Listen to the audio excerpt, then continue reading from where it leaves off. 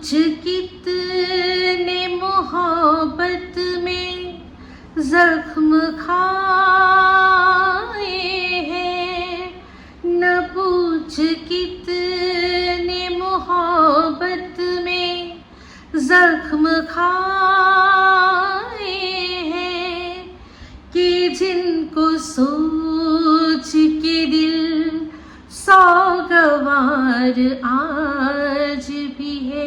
हो वो प्यार जिसके लिए हमने छोड़ दी दुनिया, वो प्यार जिसके लिए हमने छोड़ दी दुनिया, वफा की राह में घायल वो प्यार आज भी है। हो किसी नजर को तेरा इंतजार आज भी है। হাই, আমি Ipsita, welcome back to my channel. চলে এসেছি আবার একটা নতুন ভিডিও নিয়ে। তো আজকের ভিডিওর শুরুতে ইন্ট্রোডাকশনে এই গানটা আমি টিনের জন্য গাইলাম। টিনের একটা ভিডিও দেখলাম, যেখানে আমি জানি না আপনারা কতজন লক্ষ্য করেছেন, আমি কিন্তু খুব ভালো করে লক্ষ্য করেছি একটা জিনিস। সেটা নিয়ে পরে আসছি, আগে দেখি শুনি ওর ভিডিওর মধ্যে কি। তো ভিডিওর টাইটেল থাম্বনেইলই আজকে ধামাকা। কারণ কি করতে হবে না, ভিউজ নিতে হবে। এত কিছু হলো, এত ফোকলা কাণ্ড হলো, ফোকলা গুড বাই হয়ে যাচ্ছে, ডিস্ট্রয়ার হয়ে যাচ্ছে, সব কিছু হয়ে যাচ্ছে, কিন্তু টিনের কাছে ভিউজের দেখা নাই রে, ভিউজের দেখা নাই। অ্যাকচুয়ালি এত বেশি দিন ধরে এই জিনিসটা নিয়ে লেবু কচলানোর মতো হচ্ছে না, যে জিনিসটা তেতো হয়ে গেছে। ওই একই জিনিস, একই কথা, মানে old wine in a new bottle. কত প্রেজেন্ট করবে দর্শকদের কাছে কি কন্ট্রোভার্সি ক্রিয়েটাররা, তাই না?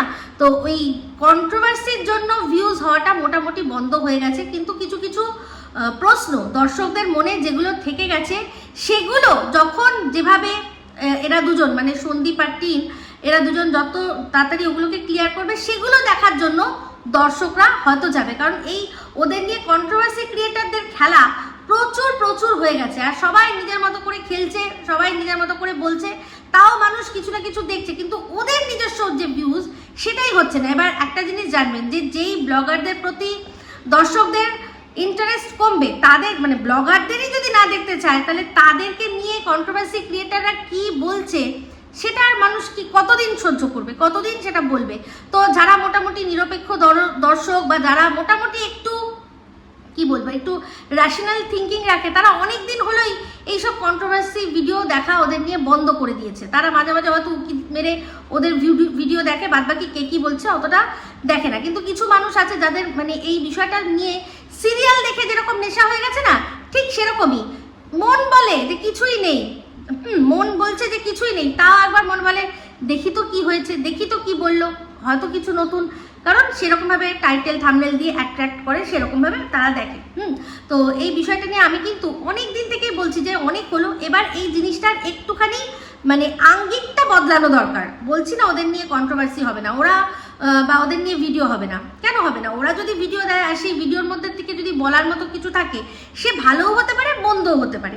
শুধু যে নিন্দে করতে হবে এরকম কোনো ব্যাপার না। ওরা যদি দুজনকে ছেড়ে দুজনের মতো সুন্দর করে সংসার করছে বা জীবন কাটাচ্ছে, বা আরো বাজে থাকছে, যাই হোক না কেন, সেটা কিন্তু আমরা ভিডিওর ভেতর থেকে দেখে বলতেই পারি। সেটা নিয়ে কেউ আপত্তি করতে পারবে না। আমাদের ভারতীয় সংবিধান আমাদের সেই অধিকার দিয়েছে যে আমরা যে জিনিসটা আমরা দেখছি সেটা নিয়ে আমাদের মতামত রাখতেই পারি। তো সেরকমভাবে রাখা যেত। কিন্তু এই এদের দুজনের যেটা, হ্যাঁ মানে সেই টেনিস বলের মতো একবার টিন সন্দীপ, সেটা ভাল লাগছিল না। তো যাই হোক, আজকে দেখলাম টিনের আর কি ভিডিওর মধ্যে মা বাড়িতেই ছিল, ওর সাথে ফ্ল্যাটেই ছিল, কিন্তু মা চলে যাবে তো, কিন্তু তাও থেকে গেল কেন?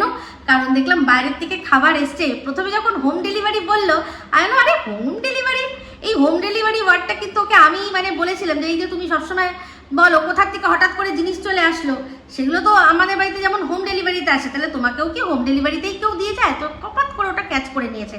তারপর থেকে কিন্তু ওটা ওর ভিডিওর মধ্যে ইউজ করতো, মুদির দোকানের জিনিসপত্র হোম ডেলিভারিতে দিয়ে যেত, কিন্তু আমাদের কখনো দেখাতো না। তো আজকে বললো হ্যাঁ হোম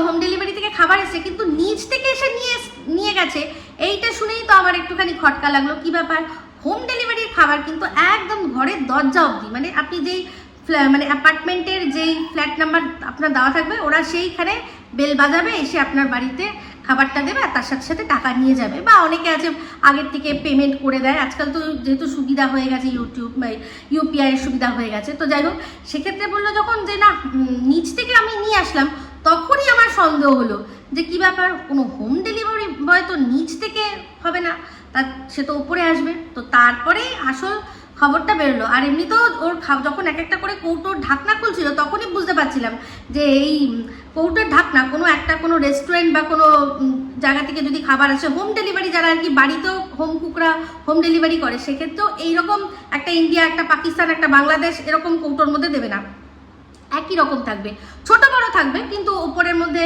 মানে ঢাকনার মধ্যে সেই ইয়ের নাম, রেস্টুরেন্টের নাম ছাপানো থাকবে, এরকম থাকে।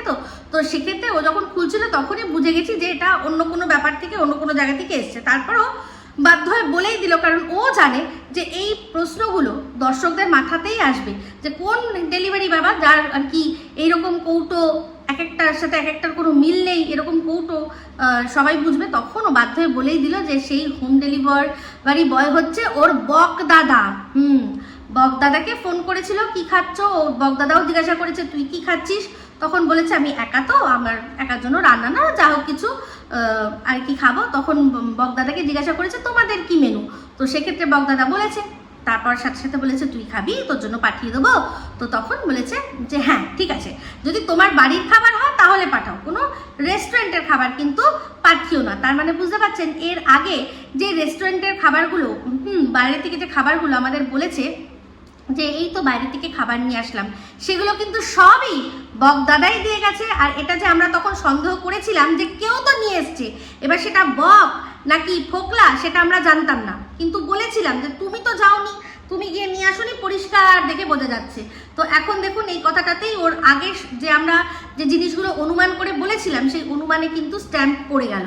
তো এরকম অনেকে অনুমান হয় যেগুলো কিনা বেশিরভাগ কিন্তু মিলে যায়, অনেক ক্ষেত্রে হয়তো মেলে না, যেমন কিনা আমার অরেঞ্জ ট্রলি। তো আমি নিজেই নিজেকে ওই অরেঞ্জ ট্রলি নিয়ে অনেকবার ট্রোল করি যে ওটা আমি দেখতে পাইনি, আমাকে কেউ ট্রোল করলো, মানে বিনা কারণে ট্রোল করলে সেক্ষেত্রে আমি সেটা নিয়ে কথা বলি, কিন্তু যেটা সত্যি জেনুইন, আমাকে যতবার অরেঞ্জ ট্রলি নিয়ে বলবে আমার কিন্তু কি হবে, মানে আমি সেটাকে মেনে নেব, আর খারাপও লাগবে মনে মনে যে এত বড় ভুলটা আমি কি করে করলাম। তো যাই হোক, আমি ভয় পাই না, কারণ মানুষ মাত্রই ভুল হয়, কিন্তু এই কিছু মানুষ আছে যারা কিনা আমাকে ভগবানের স্থান দিয়ে দিয়েছে, যে আমার দ্বারা কোনোদিনও যেন কোনো ভুল হতেই পারে না, তাদের হাজার ভুল হবে, তারা 10 বার হাত জোর করে ক্ষমা চাইবে, কিন্তু আমার যেন কোনো ভুল না হয়। মানে ভাবতে পারছেন আমাকে কতটা উঁচু স্থান দিয়েছে বলেই এরকম তারা ভাবে। তো যাই হোক, চলে আসি। তো যা খাবারের পরিমাণ যা দিয়েছে তাতে বুঝতেই পারছি যে একজন না, দুজনেরই। তো জানি না, ব্যাপারটা একটু এখন এরকমই মনে হচ্ছে। বকদাদাও জানে যে যখন আমাদের বাড়ির খাবার আসবে শুনেছে, তখন কি আর টিনের মা চলে যেতে পারবে? আমাদের বাড়ির খাবার এত সুন্দর, মানে ওরা জানে যে খুব ভালো রান্না, এর আগেও নেমন্তন্ন খেয়েছে, তো জানে যে খুব সুন্দর রান্না। সেক্ষেত্রে ওর মা গেছিলো কি ওদের সাথে, আমার ঠিক মনে পড়ছে না, বৌদি গেছিলো, তারপর হচ্ছে কি ওই যে রীতা বৌদি গেছিলো, ওরা সব গেছিলো, কিন্তু ওর মা গেছিলো কিনা আমার মনে নেই। কিন্তু যাই হোক, ওর মা হয়তো ভাবলো যে দেখি আমি একটু চেখে দেখি, আসছি যখন ওখান থেকে খাবার একটু চেখে দেখি, সেই জন্য যাবো করেও সে গেল না, থেকে গেল। তো দুজনে মিলে ওই খাবার খেয়েছে যা বুঝলাম। তো তারপর আবার সেখান থেকে একটু বাঁচিয়েও রেখেছে, মানে কতটা পরিমাণে খাবারটা দিয়েছিল দেখেছিলাম, বেশ ভালো পরিমাণে খাবার। তো তারপর হচ্ছে গিয়ে টিন এখন জিমে যাচ্ছে। তো মাঝখানে বাপের বাড়ি যখন গেছিল তখন জিম যায়নি, সে কদিন আর কি তার ছুটি নিয়েছিল, সেই জন্য যায়নি। কিন্তু এখানে ও জিমে যাচ্ছে, আর সেটা কিসের জন্য?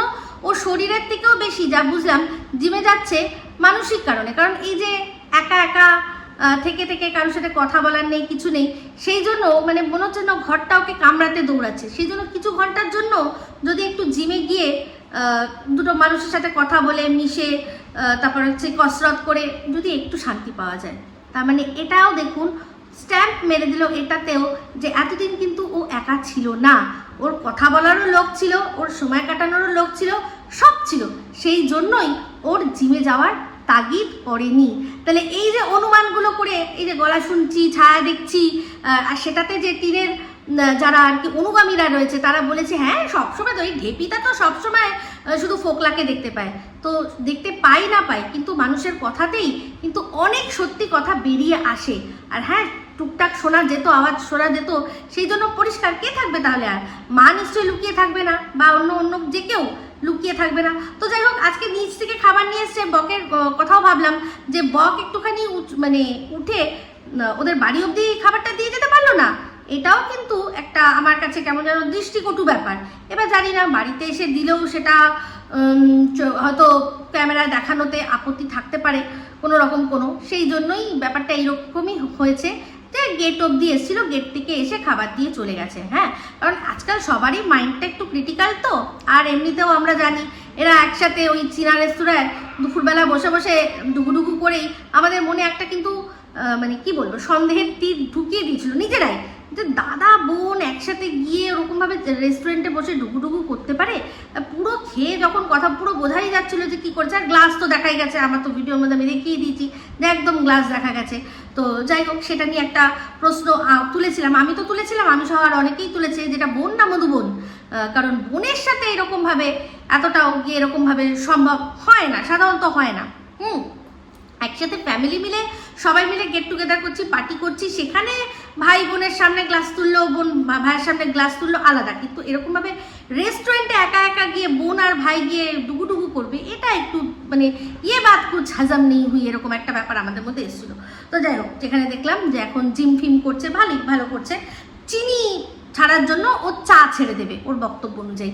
তো আমার মনে হয় চিনিটা ছাড়ার জন্য চা না ছেড়ে এখন বরং চা চিনি দুটোকেই ছেড়ে প্লেন লিকার, যেটা ভালো দামি দার্জিলিং টি এনে রেখে জল একদম টকবক করে ফোটাবে, তার মধ্যে একার জন্য তো একটুখানি চা পাতা দিয়ে, আর ফুটাবে না, চাপা দিয়ে রেখে দেবে। খানিকক্ষণ পরে ওটাকে ছেঁকে খাবে। চায়ের টেস্ট কাকে বলে, তুমি সত্যি চা লাভার তো, চায়ের টেস্ট কাকে বলে তুমি বুঝবে। চিনি আর দুধ শুনেছি চায়ের টেস্টটাকে বিগড়ে দেয়। যারা সত্যিকারের চা খায় দেখবে, এই যে চায়ের টেস্টার যারা হয় না, তারা কিন্তু অনেক দামি, তাদের মানে যে চাকরিটা করে তারা অনেক টাকা কিন্তু পায়, স্যালারি পায়, কারণ এই কাজটা কিন্তু খুব ক্রিটিক্যাল কাজ। আর এইরকম সেম শুনেছি যারা ওয়াইন টেস্টার হয় তারাও কিন্তু অনেক টাকা পায়। আর তবে আমি একবার একটা ছোট্ট করে বলছি, একবার আমার একটা অভিজ্ঞতা হয়েছিল। এক চা টেস্টার, আমি তখন জানতাম না তিনি চা টেস্টার। একজন, আমরা রেস্টুরেন্টে খাচ্ছি, একটা এমনি দুপুরবেলার হোটেল হয় না, খাচ্ছি, একজন আসলো, এসে বললো যে এই দাও, কিন্তু আলাদা করে দেবে না, সব একসাথে দিয়ে দাও, একই থালার মধ্যে আমি মেখে খাবো। তো যাই হোক, একই থালার মধ্যে দেখলাম সে ডাল নিয়েছে, তরকারি নিয়েছে, মাছ নিয়েছে, সব একসাথে মেখে হপুত করে খেয়ে চলে গেল। তো সবাই মানে কৌতূহলবশত জিজ্ঞাসা করলাম যে এটা কী ধরনের খাবার, হ্যাঁ, তো খাওয়াই কি এরকম কেন খাচ্ছেন? তখন শুনেছিলাম যে উনি হচ্ছেন চায়ের টেস্টার, উনি আলাদা করে কোনো টেস্ট নেন না, খাবারটা শুধু খাওয়ার জন্য, পেট ভরানোর জন্য খায়, খাবারের টেস্ট কিছু নেয় না, তাহলে নাকি ওনার প্রবলেম হয়ে যাবে। তো এখনও অনেক স্যাম্পল ওনার টেস্ট করতে হবে, তাই জন্য তার একটা ব্রেক নিয়ে জাস্ট খেয়ে চলে গেছে। তো যাই হোক, একটা প্রসঙ্গত একটা মনে হলো, তাই জন্য গল্প বললাম। তো সেক্ষেত্রে বলছি, চায়ের যদি সত্যি টেস্ট নিতে হয় তাহলে চিনি আর দুধ ছেড়ে শুধু দার্জিলিং টি নিয়ে আসবে, সেখানে ওটা খাবে। বানানো কীভাবে হলো মানে করতে হয় বলে দিলাম। আর যদি গ্রিন টি খাও, গ্রিন টি কিন্তু সকালে খালি পেটে খাবে না, বিকেলবেলা একবার করে একটা 2 রকম চা এনে রাখবে, একটা এমনি দার্জিলিং টি, একটা গ্রিন টি।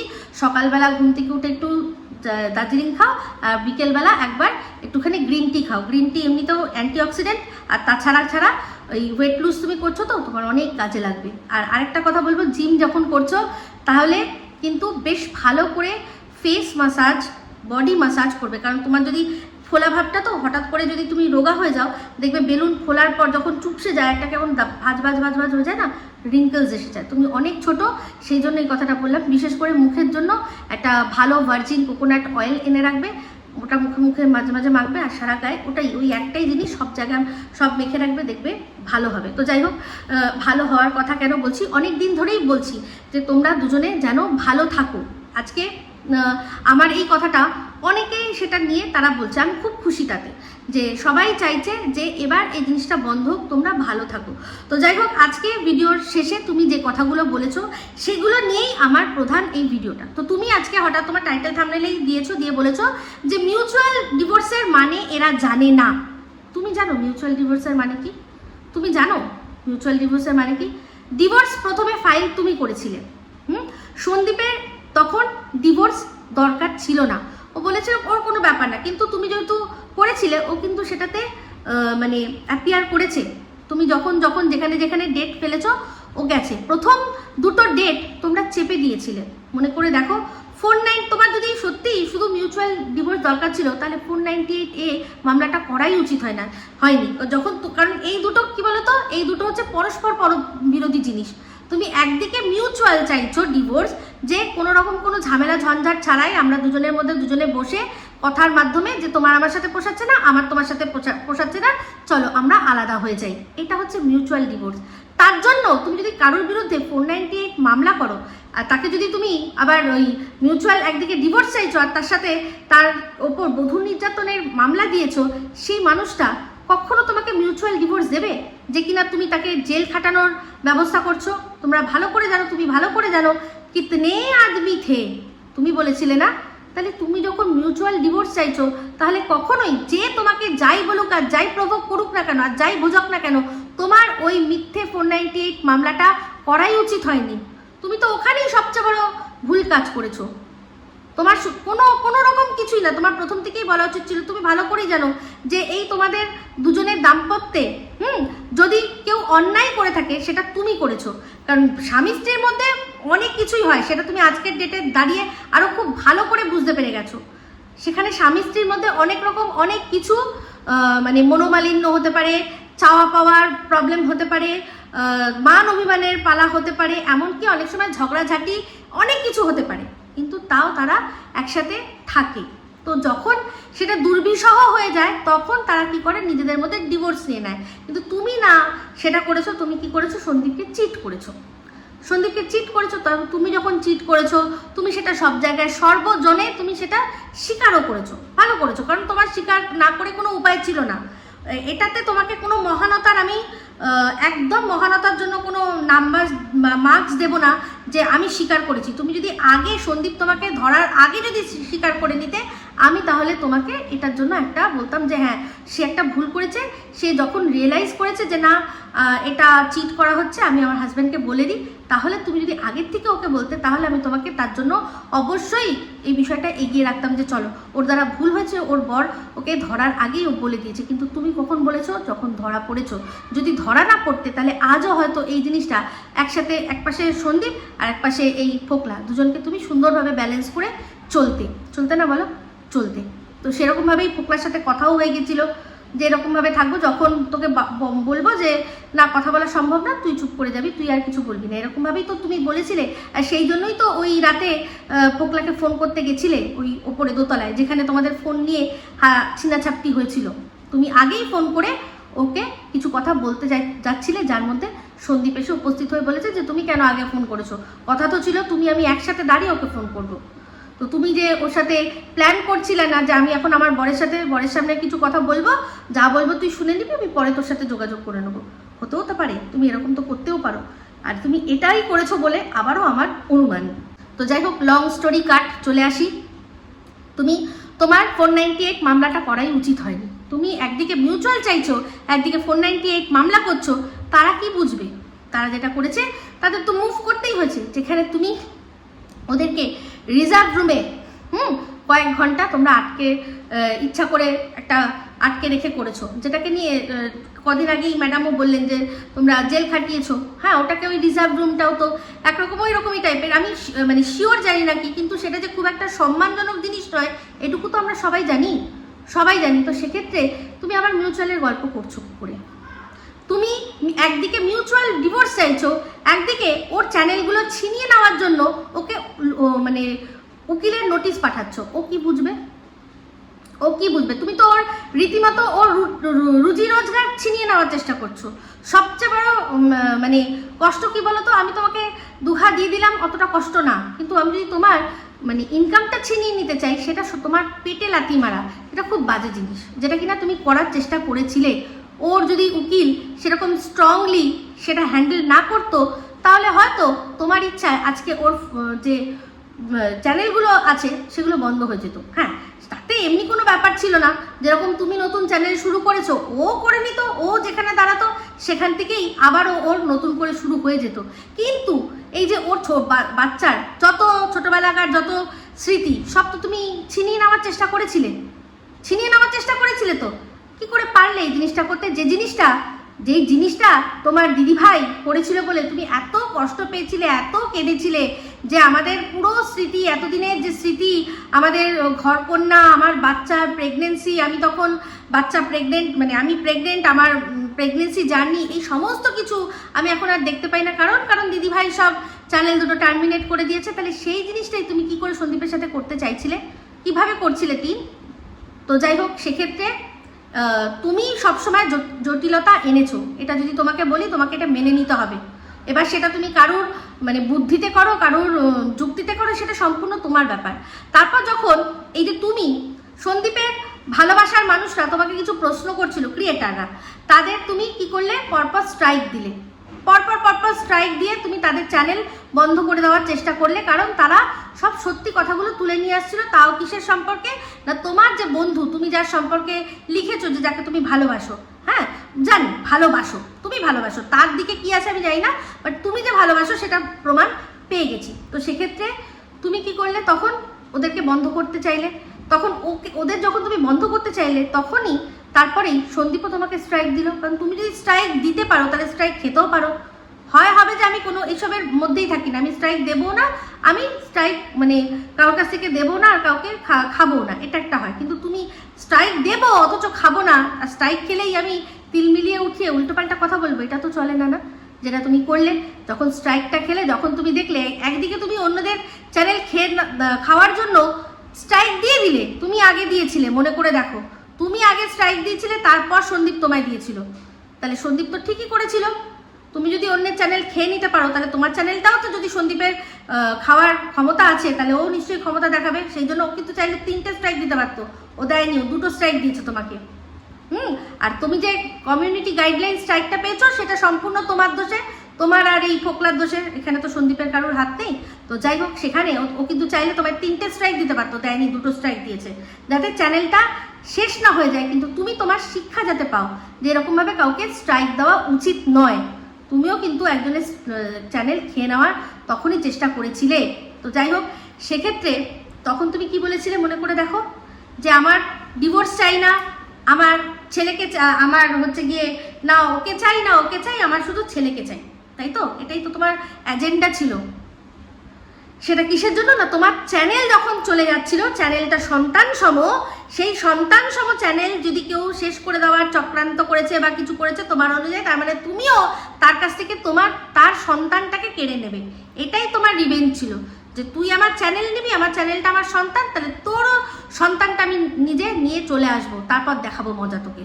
এটাই। কারণ তুমি যদি এটা তোমার সন্তান হিসেবে নিয়ে আসার চেষ্টা করতে না, তাহলে সেই রাতেই নিতে পারতে। তারপরেও কৃষ্ণনগরে ছিলে, তখনও নিতে পারতে, তোমার নেওয়ার কোনো অভাব ছিল না। তুমি রিকভারির দিনও অন্তত চোখের দেখা দেখতে পারতে। কিন্তু তুমি সেটার জন্য বাচ্চাকে চাওনি, তুমি বাচ্চাকে চেয়েছো সন্দীপকে শাস্তি দেবে বলে, সন্দীপের ফ্যামিলিকে শাস্তি দেবে বলে। তুমিও জানো ভালো করে, যে তোমার মনও জানে ভালো করে যে আমি সত্যি কথা বলছি, তাই তো? তাহলে তুমি তো ওই যে বললে যে ডিভোর্স চাই না, তারপর তো তুমি চুপ করে গেলে। তাহলে আজকে দাঁড়িয়ে এত বড় বড় কথা বলছো কেন? টাকা পয়সা, হ্যানা ত্যানা, এসবের কথা বলছো কেন? তো তুমি টাকা চেয়েছো না চাওনি, তোমার তো সেগুলো অনেক দিন থেকেই কথাগুলো উঠছিল, তোমার তো অনেক আগে মুখ খোলা উচিত ছিল, তুমি তোমার লিগ্যাল অ্যাডভাইজারকে কি বলেছো, সে সন্দীপের লিগ্যাল অ্যাডভাইজারকে কি বলছে, এগুলো তো সম্পূর্ণ আমরা জানি না।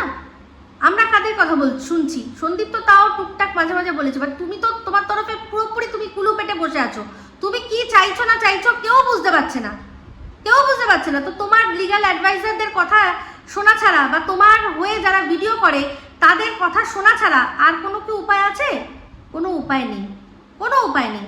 তুমি এখন বলছো যে না আমি টাকা চাইনি, কিন্তু তার প্রমাণ কি রয়েছে? তুমি বলো তো। তোমার লিগ্যাল অ্যাডভাইজার বা তোমার যে যারা আর কি ভিডিও করে তোমাকে নিয়ে, তারা যদি এটা নিয়ে না বলে, তাহলে তুমি না বলো, তাহলে বুঝবে কি করে মানুষ, তাই না? তাই তো? তাহলে এবার বলো, তুমি কি মিউচুয়ালের ভাষা বোঝো না? তুমি ভাষা বোঝো না, তাহলে তুমি কি করতে না? ওই যে বাচ্চা চুরির কেস দিতে না, যে কেসটা করেছো, সে রিট অফ ম্যান্ডামাস করলে, এই সবগুলো করলে, এই যে রিট ফিট ফাইল করলে, এগুলো কি মিউচুয়ালি দুজনের থেকে আলাদা হয়ে যাওয়ার জন্য করেছিলে, নাকি ওকে শাস্তি দেওয়ার জন্য করেছিলে? ভালো করে দেখো। এখন তুমি দেখতে পাচ্ছ, যেটা আমি তখনও বলেছিলাম, যে তুমি ওকে যদি শাস্তি দেওয়ার চেষ্টা করো তাহলে তুমিও কিন্তু ভালো থাকবে না, কারণ তোমাকেও শাস্তি দেওয়ার জন্য দৌড়াতে হবে, প্রচুর দৌড়াতে হবে। তাহলে তোমার মানসিক শান্তি তুমি হারিয়ে ফেলবে, টাকা পয়সাগুলো সব উকিলের পেছনে যাবে। বলেছিলাম না টিন, বারবার করে সবসময় বলেছিলাম। তাই তোমার এগুলো করারই উচিত ছিল না। তোমার অন্যায় হয়েছে, তোমার ভুল হয়েছে। তোমাকে ওরা যদি কোনো শর্ত রাখে, সেই শর্তগুলো মেনে নিয়ে, মোটামুটি যেগুলো মানার যোগ্য সেগুলো, অন্যায় কোনো কিছু বলছি না। এবার তোমার বাচ্চা ওদের কাছে থাকবে, তুমি যে একদম দেখতেও পাবে না সেটাও আমি মানছি না, কিন্তু সেটা তোমার বলা উচিত ছিল। কিন্তু একটা কথা তো সত্যি, যে তোমাকে বাচ্চাটা একবার দেখবে, আবার ওর মায়ের বাবার কাছে যাবে, দেখবে বাবার কাছে যাবে, সেটাও তো বাচ্চার মনের মধ্যে চাপ পড়বে। তো একটা বাচ্চাকে ওরা মানিয়ে গুছিয়ে যেভাবে রেখেছে ভালোভাবে, তোমাকে দেখলে সেই বাচ্চাটার মনের মধ্যে কি এখন তোলপাড় হবে সেটা কি তুমি বলতে পারো? হ্যাঁ, একটা বয়সের পর হয়তো ও ডিসাইড করতে পারবে যে তুমি যেটা করেছো সেটা ঠিক করেছো না ভুল করেছো, যাই হোক যেটা হোক, সেটা সে চিন্তা করতে পারবে। সেই ম্যাচুরিটি বয়সটা আসলে তুমিও যেন বাচ্চাকে তুমি এনে রাখতে পারবে না, বাচ্চা তোমার কাছে থাকতে পারবে না। সেই জন্য এতগুলো কথা বললে তুমি বাচ্চার কিন্তু একটাও কথা তুললে না। আর তোমার অনুগামীরা এখনো তোমায় বলে যাচ্ছে যে বাচ্চার কথা কিছু তুলিস না, বাচ্চার কেস কিছু তুলিস না। আরে ভাই, বাচ্চার কেস কিছু করেছো তুমি, তবে না তুমি তুলবে। তাদেরকে পরিষ্কার বলে দাও না, যারা তোমার মাতৃত্ব নিয়েও যে টানাপোড়েন চলছে, তোমার তো এটাও বলে দেওয়া উচিত যে ভাই, আমার বাচ্চা যেখানে আছে ভালো আছে, আমি বাচ্চার ভালোর জন্যই ওকে আমার কাছে নিয়ে আসছি না। এই কথাটা বলে দিতে পারো না? বলে তাতে কি তোমার ক্ষতি হবে? কোনো ক্ষতি হবে না, কিন্তু পরিষ্কার বলে দেওয়া উচিত। যারা দিনের পর দিন এই বাচ্চা নিয়ে এক নাকে কান্না তোমার সামনে গাইছে, তাদেরকে তোমারও বাচ্চা সম্পর্কেও যে অবস্থানটা সেটা বুঝিয়ে দেওয়া উচিত। আমরা বাচ্চাদেরকে আমাদের মানে বাচ্চার ভালোর জন্য অনেক সময় হোস্টেলে রাখি না, তাহলে সেক্ষেত্রে কি সেই বাবা মা খুব খারাপ হয় না তো? তাহলে তুমিও যদি মনে করো যে আমার থেকে আমার বাচ্চা, আমার মানে হাজবেন্ড বা ওর যেটা আসল বাড়ি সেখানে ভালো থাকবে, সেটাও আমি কোনো ক্ষতি মনে করি না।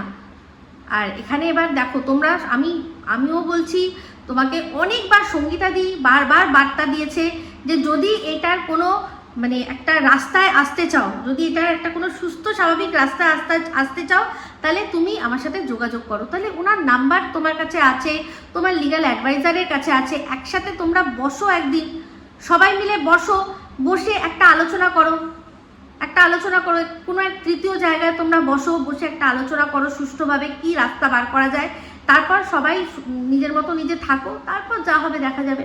তো যাই হোক, এবার ভিডিওটা শেষ করে দেবো, কিন্তু যে কথাটা না বললেই নয়, যেটা দেখে বুঝেছি। তো আজকে হঠাৎ আপনাদের কি মনে হয় যে টিন হঠাৎ করে এই কথাগুলো তেড়েপুড়ে বলতে আসলো কেন? আপনারা কজন খেয়াল করেছেন টিনের চোখটা? ও কিন্তু সারা রাত খুবই কেঁদেছে। আর ওর কিন্তু কথাও হয়েছে, কার সাথে? নয়, ফোকলার সাথে। এটা আমার